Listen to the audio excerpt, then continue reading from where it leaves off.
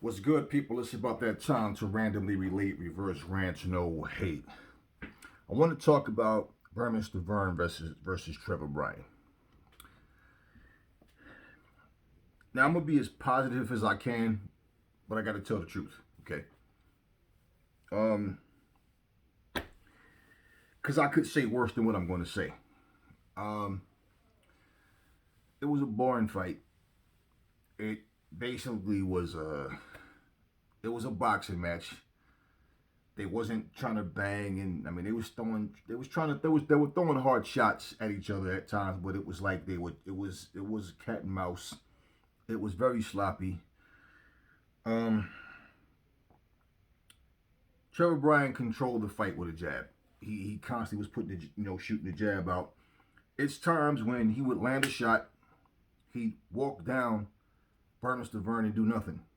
There's times when Bermane would just back up, and then Bermane's coming forward, walking him down, and he does nothing. A couple of times in the clinch, off the clinch, Bermane would throw, a few body shots. Wasn't a lot of combination punching. They're both slow as molasses. They both look like melted ice cream. Big guts, flab everywhere. And it was like, okay. Um, Everybody is not interested in looking super buff. I get that, and that's not even what I'm saying. But they don't even look like athletes. In all honesty, they look like retired truck drivers or something. Like just big. I mean, they look. Bermane Stiverne was 267 pounds, and he's 6'2". I think he's like 6'1". I think they give him an inch because I've seen both. But either way, um, it was a sloppy fight, and truthfully, anybody could be the WBA champion in that sense because there's plenty of guys that will destroy both of these guys. Trevor Bryan is a big dude as well. He's taller than Stiverne. He's 6'4". You know, he was 267. And I'm saying to myself, like, what's the purpose of this fight? This is what I'm thinking, and I could be wrong. I'm just assessing some things like possibilities. We know Deontay Wilder was elevated up in the WBA, right?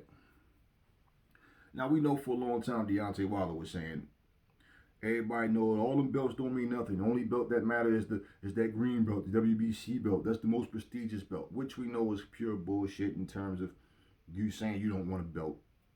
We already know why he was saying that. But him being elevated, everybody knows he could beat Stiverne already. They knows he'll beat, Bryan, Trevor Bryan. And I'm thinking maybe the WBA is thinking, we can get Deontay in there with one of these guys. He'll beat them.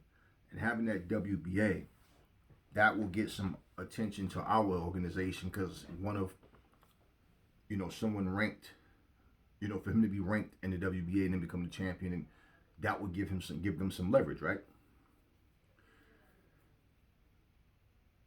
There's a lot wrong with that though. Not just because it's Deontay, nothing like that, regardless to who it may be. But I'm saying out of all of them, because think, why not Joseph Parker? Why not Andy Ruiz? Why, if you look at these rankings, it's ridiculous. They should have, Manuel Charles should have been stripped a long time ago. He hasn't even defended the damn belt, like since when, right? But here's the issue with all of that. Whether they try to use Wilder to carry their torch or anything, here's the problem. What is Tyson Fury? The WBC champion, right? What is Anthony Joshua? The unified IBF, WBA, WBO heavyweight champion, right? What are they fighting for? Undisputed. So, if a guy, let's just say either one of them, whoever wins, is undisputed, then what the hell is Trevor Bryan? You understand what I'm saying? What's the purpose of this belt? Do you know how lame that sounds? Oh, he's the WBA regular champion. What the hell is a regular champion? Well, the super champion. Oh, okay, wait. So now we just handing belts out and just crowning people. You're the champ. And my thing was, why was Bermane Stiverne in a mandatory spot? And I heard that he only had 2 weeks notice for this fight or something like that.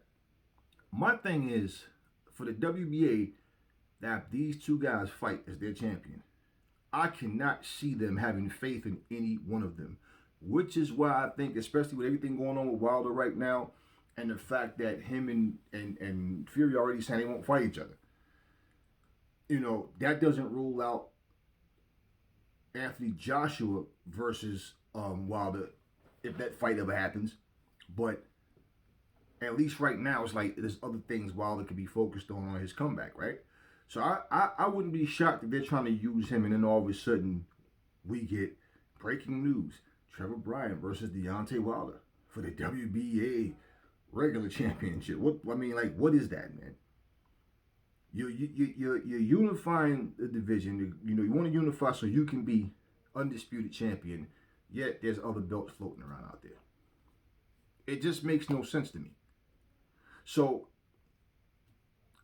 I feel like they're fattening either one of these guys up, and it just happened to be Trevor Bryan, for someone like a Deontay or possibly a Joseph Parker or Andy Ruiz, because I can't possibly see these guys looking at either one of them like, yo, these guys are they'll make a good champion. And I mean, no. The whole fight looked like it was in slow motion. Even when Stiverne got knocked down, he fell in slow motion. In case you guys are interested, it was stopped in the 11th round. It's not even really so much the fight that I wanted to talk about. I had to bring that up to get to my point of what I think the possibilities may be of what they're trying to do. Because I don't see how. You strip one guy. Look, if you guys know the story on how Chris Arreola and Bermane Stiverne fought for the title before, and they fought twice. And when Chris Arreola, he lost both of those fights. When Bermane Stiverne got the title, he lost his very first defense against Wilder. Okay, do you remember the story how Bermane Stiverne disappeared for some years after that, like at least 2 years? Came back, had a soft touch, got dropped, looked horrible, and then ended up being a mandatory. And I think a lot of people forget that he became the mandatory. He took step aside money. And Wilder pretended he didn't want this fight so much. He hated the whole idea of it. Whatever. But anyway, Wilder came in and destroyed him in the rematch. The point was, how did he become mandatory? For doing what? And that was for the WBC strap. Now, here the WBA, it's the same thing. What did he do? The only thing he did was got knocked out, got destroyed by Wilder in one round. Got dismantled and picked apart and destroyed by Joe Joyce. Disappeared. Has had no fight since then. He comes back and he's a mandatory. How? For doing what? Right? So I guess they figured no matter who wins, either one of these guys is a soft touch for Wilder. And basically, it would be, hey, it's just for a title. But what does this title even mean? Just to stand there holding a belt across your shoulder or wearing this belt, what value does it have? What does it mean to say I'm the WBA regular champion? These titles have no value, man. So to be perfectly honest with you, I just don't see the point in all these damn different belts. And especially you honoring guys who've done nothing. What have Trevor Bryan done? What has he done to be a number one contender or anything? What has he done? What has either one of these two guys done? I just think it's very uninteresting. It basically is a disservice to this is to keep leverage and to keep money in these sanctioning bodies' pockets. This is nothing but a money move, like I said. Okay, well, we got some real estate right there. We got our regular champion. We still got him. What does this belt mean, though?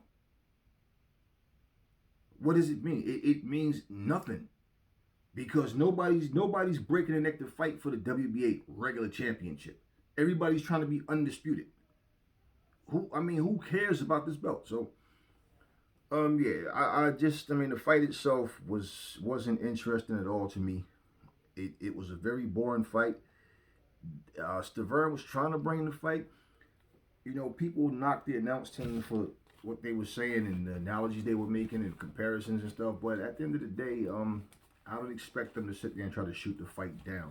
I don't discredit them for what they were saying. Even like, for example, you know, one of them made a comment about it was comparing Bryant's jab to Larry Holmes' jab and comparing, you know, Stiverne's movement, his head movement and all that, his style to Joe Frazier's and, you know, whatever. And, you know, people, of course, they're going to rip them apart about that. But it's like, no, they're just trying to bring some kind of interest to the fight, man. And they were talking like they were enjoying the fight. You know, I really didn't enjoy the fight. It was just nothing going on. But I watched it, and I just observed everything about that fight that lets me know that either one of these guys would be in big trouble if they fought a serious opponent. They were in each other's class. Okay, they're in the same class. Jennings was winning, you know, I mean, Trevor Bryan was winning the fight with his jab alone, and basically he